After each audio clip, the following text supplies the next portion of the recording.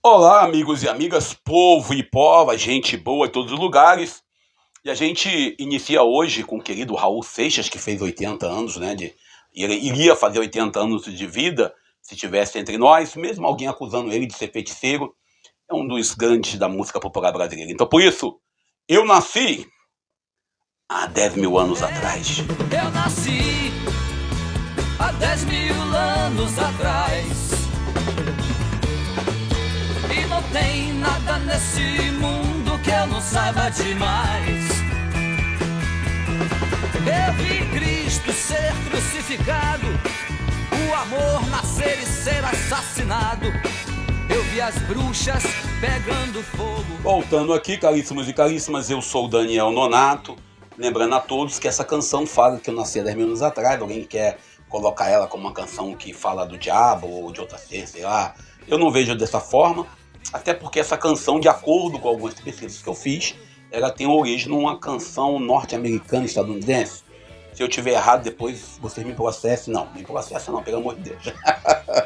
Bom, a gente hoje vai ler o Evangelho de Mateus, capítulo 9, versículos 9 ao 13. O Evangelho lido no 10º domingo do tempo comum, também lido na sexta-feira da 13ª semana do tempo comum e lido no dia de São Mateus. Mas antes disso, a gente vai entrar em 3 aspectos aqui necessários. Primeiro, a gente está aí vendo o Lula indo apelar para o Supremo Tribunal Federal para que, vamos dizer assim, para que ele tenha o direito, o dever, né, de presidente que ele tem, se respeitar.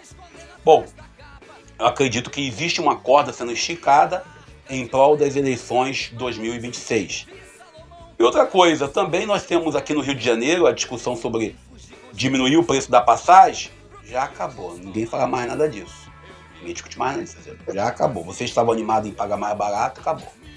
E o Congresso Nacional nosso já se fala em uma ruptura e se questiona a atividade que o Lula toma, ele usando, né, esse recurso de entrar com, vamos dizer assim, com mandato lá, do Supremo Tribunal Federal. E o Lula, aí para o terceiro é isso, Lula teve na Argentina ontem de ontem, mas não quis se encontrar com o Milei. Não quis não teve agenda. E em vez de ficar hospedado em um hotel, ficou hospedado numa embaixada. O engraçado é que eu não vi ninguém noticiando isso. Mas deixa pra lá, vamos nós, nessa nossa vibe aqui, comentar o evangelho de hoje, pra gente poder continuar nossa caminhada, não é isso, meu povo? Bem, é isso aí, não vamos nem ficar quieto aí, porque a coisa tá meio interessante pra gente.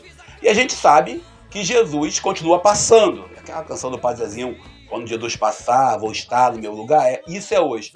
À primeira vista, Jesus ele está caminhando, ele passa na beira do mar e chama os apóstolos que são pescadores. Mas ele não é uma comunidade fechada, ele vai convidar Mateus. Esse pequeno gesto de convidar Mateus é um gesto de olhar e de acolher. É um chamado que nos faz pensar. Mateus interrompe de forma rápida e vai atender o chamado do mestre. Na verdade, aqui nós temos um terremoto teológico, ou seja, é a ressurreição cotidiana.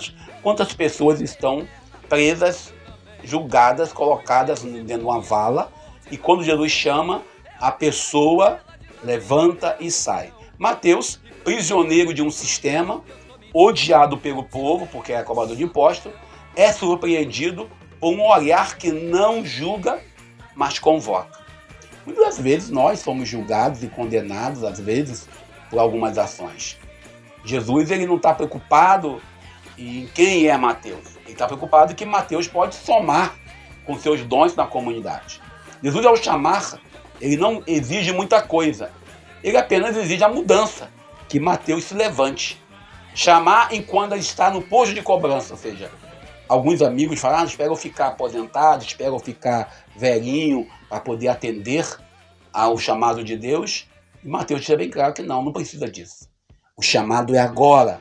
É o agora que nós devemos responder a Deus. Esse chamado não é moralizante, não é um chamado onde nós somos obrigados a cumprir regras contratuais ou conjunturais, mas sim somos convidados a atender Jesus. Jesus não cria uma lei, ele não exige uma pureza, ele não exige um curso superior, ele não pede uma prévia, mas o que ele exige nesse contexto é, no caso, a disponibilidade para segui-lo. Jesus não vem validar pecado, mas ele rompe com a lógica do pecado. E ele também rompe com a lógica social, radical, extremista, farisaica, com todo respeito aos irmãos que não são fariseus aí da comunidade. Mas ele pede que aconteça a graça, e a graça acontece a partir daí. Aí vem um escândalo. Por quê? Os fariseus estavam caminhando com Jesus e eles questionam Jesus que está comendo com pecadores. Ou seja, se eles estavam seguindo Jesus, automaticamente eles também estavam comendo com pecadores. Mas o problema não era eles estarem comendo com pecadores, era Jesus que estava ali fazendo o seu projeto, a missão do reino. Na tradição judaica, na tradição semita, sentar-se à mesa é fazer uma aliança, é reconhecer que o outro é o igual a você. Ou seja, Jesus sentou-se à mesa com os pecadores. Aquilo que nós vivemos lá em Filipenses, ele desceu a nossa condição, mesmo sem ter a nossa condição. Jesus não teme essa impureza que os fariseus religiosos às vezes colocam. Ele quer saber se esse amor pode ser contagiante. Outros, os religiosos, cheios de direito canônico, de missa em latim talvez com a comunhão de joelho, eles vinham com, vamos dizer assim, contaminação em tudo. Tudo era pecado, tudo era proibido.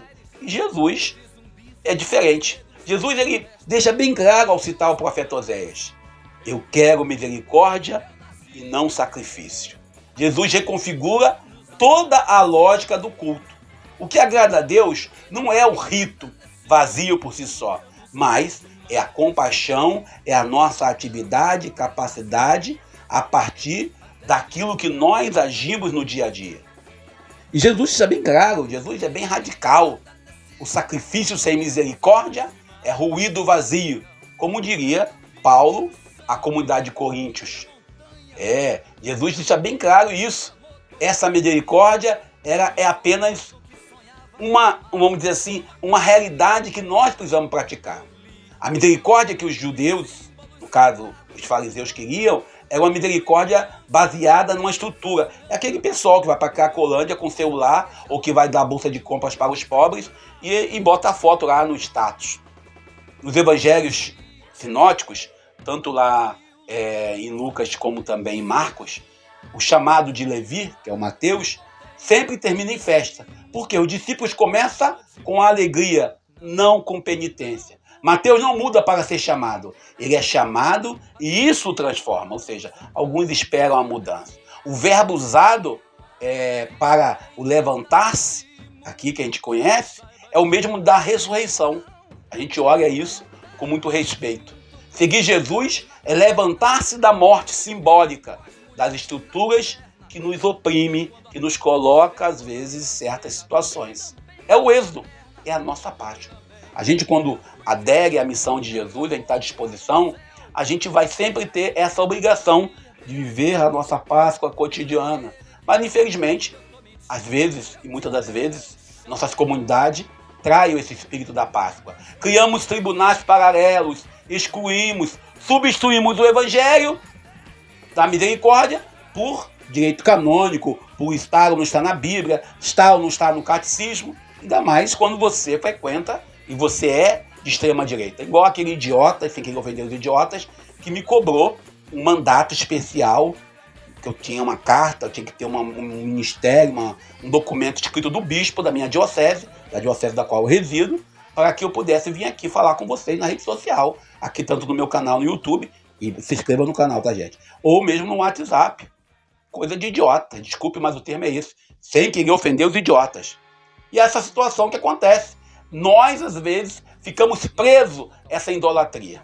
Por isso o Papa Francisco já que mora com Deus, ele fala: prefiro uma igreja acidentada, enlameada, por sair às ruas, do que uma igreja doente, que fica fechada em si mesma.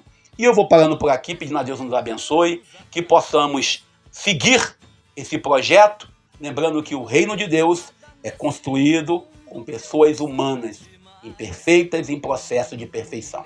Fiquemos com Deus, eu sou o Daniel Nonato. Lembrando a você, se inscreva no canal, deixe o seu like. e nos ajude a continuar produzindo.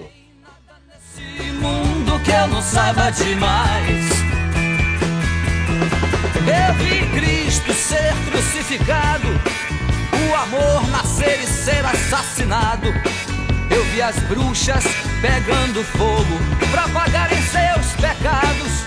Eu vi Moisés crucificado.